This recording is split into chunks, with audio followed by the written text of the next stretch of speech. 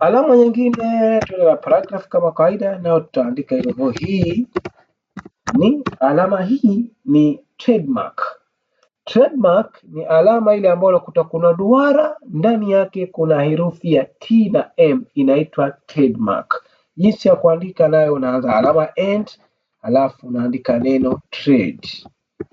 Tupo pamoja. Ukija kwenye browser unaona hivi jinsi ambavyo inatokea. Okay, umeiona hiyo inaitwa trademark.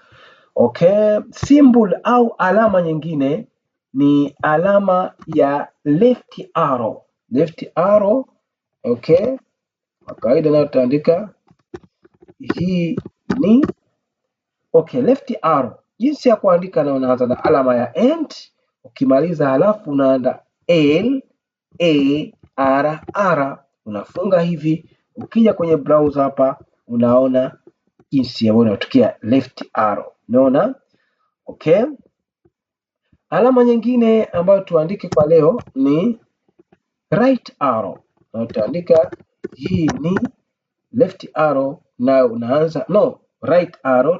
Tulimaliza left arrow, tutakula right arrow. Jinsi ya kuandika nayo, unakwenda na alama ya and halafu unakwenda na herufi ya R A R R, unafunga. Hiyo ndio right arrow.